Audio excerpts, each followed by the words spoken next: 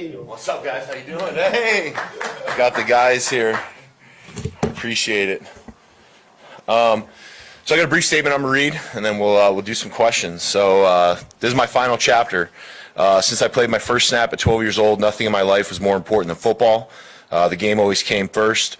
Football has taught me a strong work ethic, a willing to get better every day, and a desire to continue growing.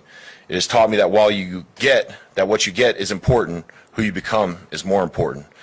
All of these lessons I'll take with me into the next chapter, because today I'm officially retiring from the NFL.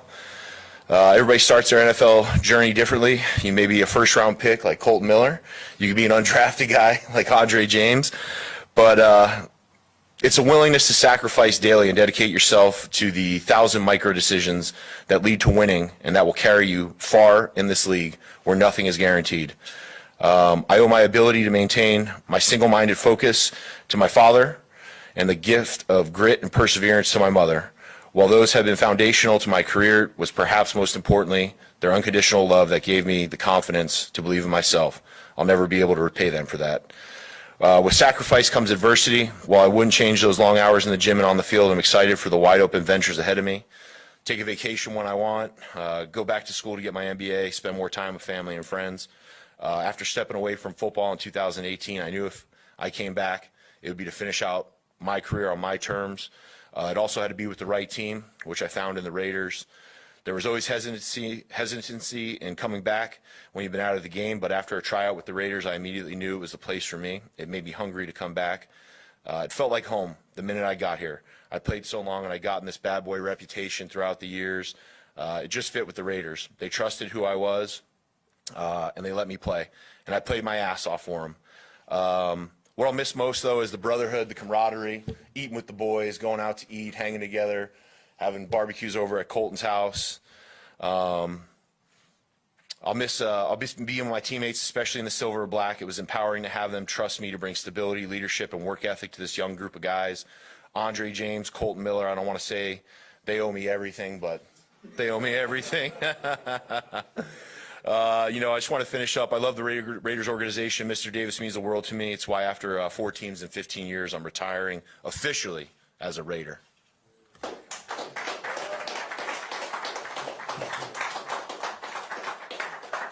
Richie, I know you just kind of touched on it, but why was it so important for you to do this here with this organization?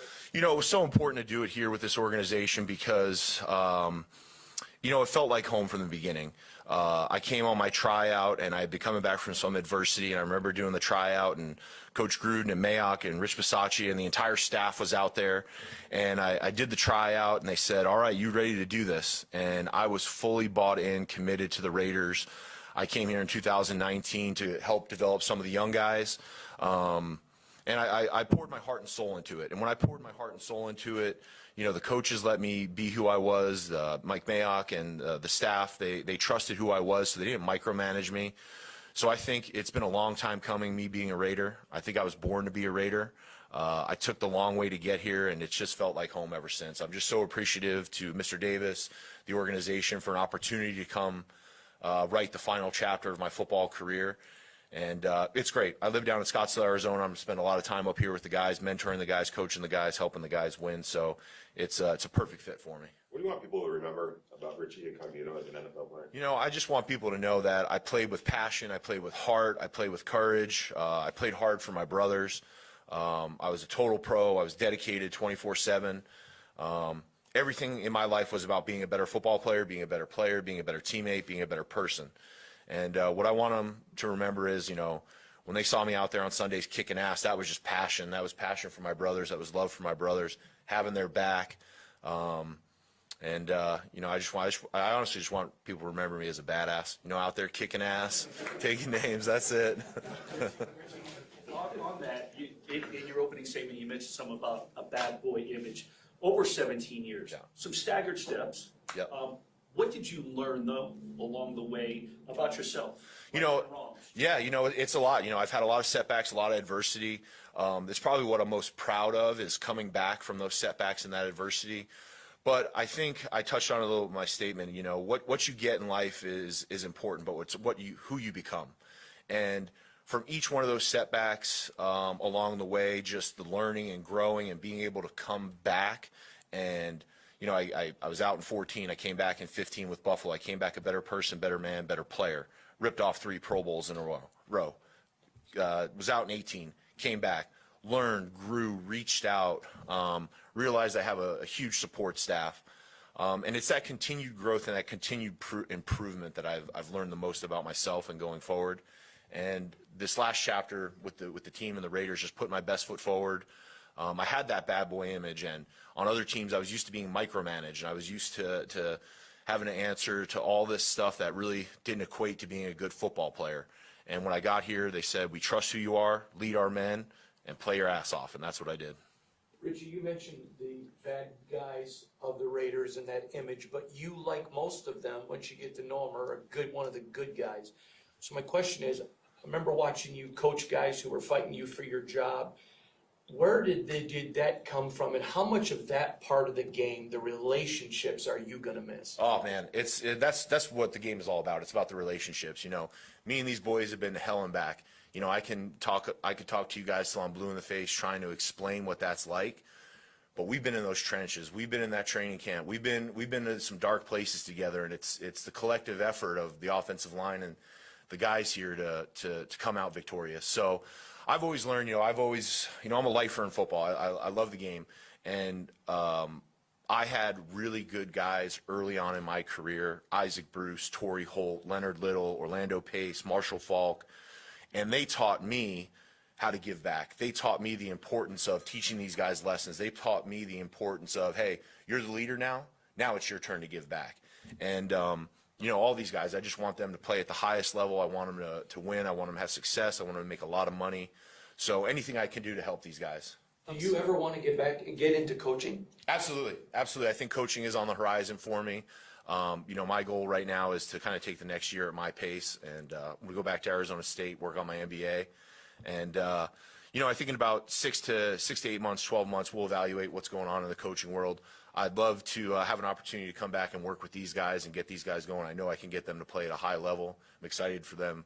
I'm excited to see them go this year. They obviously have all the horsepower and the weapons. I wish I had the juice to go with the boys, but I'll be sitting back, and I'll have the mentor's view, the fan view, and it's all about the relationships, but the relationships never end. I'm brothers with these guys forever. Richie, this roster has undergone quite the transformation since you've been here. They made the playoffs last year. It's improved since then. When you look at this roster, what do you think is possible for your brothers? I mean, everything's possible. Everything is out there in front of them. I think last year we got over the hump of getting into the playoffs, and I think all the adversity last year really just driving this team together, everybody figuring out who they really are. I think, you get hit with adversity like that, you're forced to ask yourself some tough questions, and we went through it. But I think that drove the team together. They figured out how to win late in the year. We went to Cincinnati on a short week, and we gave them hell. I think that you can build on all that, and then the focus this year is not only making the playoffs, making a deep run at the playoffs, going and getting that Super Bowl. So I'm excited. I'm really excited about how they rebuilt this roster. I'm excited to watch these guys get to work. I've been reminding them every day that training camp starts in 6 days now. And but no, I'm excited for these guys. This is their team now. I'm excited for these guys to become leaders, lead this team, lead these men, and I want to see the Raiders win a Super Bowl. I'm assuming one of those setbacks you talked about was last season. It had to be bittersweet. You kind of feel like you found your place, named a team captain. I know you worked hard to try to come back, but just how did you deal with all that? What were you positives? Yeah, it was incredibly tough. I had come back from the injury in 2020 where it was kind of a freak deal. I had a bone loose on my ankle. We had to get taken out. As soon as I took the bone out of the ankle, I was feeling great, rehabbing, coming back. We went out to play the Chargers in the preseason, and I got the calf. And it was just incredibly frustrating. I couldn't even get past go. I kept rehabbing, I kept re-injuring it, and it was a thing where I injured it in training camp. I was pushing to come back to play for the first game of the season. Leg wasn't ready. Trained, tirelessly, relentlessly for 7 weeks. Re-injured it again here. Decided to go home to Phoenix, get with my trainers. I went down there for a month. Re-injured it again. And it was frustrating, but again, I learned a lot about myself. Once I had injured it the last time and there was no hope of coming back, I really needed to be around the guys. So I came back up here. They were on their winning streak. You know, we went to the playoffs, and I was with them through that. So it was incredibly frustrating. But what I learned from it is, you know, I went from being a player in the trenches to being a mentor, to being a coach, to being a confidant. And that was what was really cool about last year, you know, having the adversity, deciding to hang them up, but then coming back and being with my boys. I guess while you have that coaching and mentorship hat on, you've been around them a lot, obviously strong connection. What's going to be the biggest thing for these guys in the line to take a step forward next year and kind of be the focal point of this? Yeah, you know, it's going to be continued development for all these guys. These guys, Colton is the old vet now. He's still young, but he's the vet now. He's the bell cow. He's the leader. Andre has played a year. Leatherwood's coming up. He's a young rookie. Well, now, still a rookie. Still technically a rookie. But, you know, all these guys, you know, B. Parker, he's played a ton. Lester Cotton, we're excited about him. I knew Lester could play 3 years ago. Lester's had to get himself sorted out with technique, and I'm excited to see Lester go. But all these guys are great men. They're great people. They're hard workers. You know, they're humble. They're hungry. And that's it. You know, they're going to put on the pads here in the next couple weeks. They're going to come together, and they're going to form their identity. They're going to form what they want. And I'm excited to kind of just sit back and watch them go. I think we have a bunch of great guys. They're in a great mind, a great headspace. They're hard workers. So I'm excited to see these guys go. They didn't have to be here today, but they are for you. Yeah. What does that mean? It means everything to me. You know, it means everything. You know, when you're tired and you're sore and you don't want to go anymore, it's your brothers, you know. When you're waking up at 5:30 in the morning at the end of December and you're so tired you can't even see straight. You know, the thing is just get to the facility. Just get to the facility, be with the guys, get that coffee in and get to work. So I really appreciate these guys. You know, we've been on this journey for a couple years together, and it means the world to me to have their support. Richie, if I could ask you Love you guys. If I can ask you real quick, from a mental health standpoint, I know that there's every year with guys that enter the retirement sort of protocol or whatever, Yeah. register your name in there. Yeah. I believe it's in Atlanta, but there's like a seminar, there's something for guys to go down because even the baddest asses of the retirees, they go through a Sunday where they go, what am I gonna do? Right. Are you aware of that? Would you be willing to do something like that? I know you said you're gonna go to Arizona State, but Yeah. is that something that you've thought about? 100%. You know, once I came back to the Raiders in 2019, I had a plan in place. I knew we were getting towards the end. I didn't know if I was going to play another season, another 2 seasons, another 3 seasons. So me on my end with my agent, my brother, my friends, my family, my mentors, we had a plan in place. But the NFL and the NFLPA have a tremendous suite of options for retired players, and I will take advantage of all of it. Ken Sarnoff, my agent right here, we've been through hell and back. He called me a couple of months ago and he said, listen, the NFLPA is doing this for retired guys. I plan to take full advantage of it. I think the NFL and the NFLPA have grown so much in their support of players. And yeah, you know, once I made the decision to retire, you know, there's always that worry. There's always that anxiety about, you know, did I make the right decision? Am I going back? What are we doing? But, you know, I plan to use my support network, my brothers, the NFLPA and the NFL to help me transition. Richie, your resume speaks for itself, but you haven't been a Raider for long. Yep. So when you see your teammates here, that's cool. You worked with them in the locker room, but an owner that you didn't play a ton of games for is here also.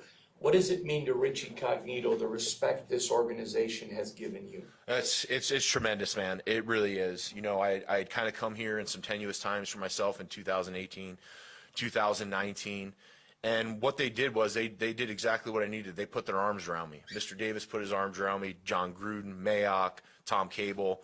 They put their arms around me and they assured me that this was the right step. And every time I see Mr. Davis on the sidelines, I give him a big hug. We're always talking about ball. His passion for the Raiders is unrelenting. And to feel that and to feel like, you know what, man, I'm finally home, you know. Lyle Alzado, Howie Long, all the badasses, Jim Otto, you know, to come and kind of be embraced by that and just have an opportunity to come in and represent the silver and black. It meant the world to me. I know it meant the world to them, and I'm just forever indebted to this organization for letting me come back and rewrite the ending. Great, guys. Thank you very much. You guys want to come up here and take a quick photo off with Richie? Let's go. Good to see you guys. We just have one, guys. Where are we going to go? Please, wait up.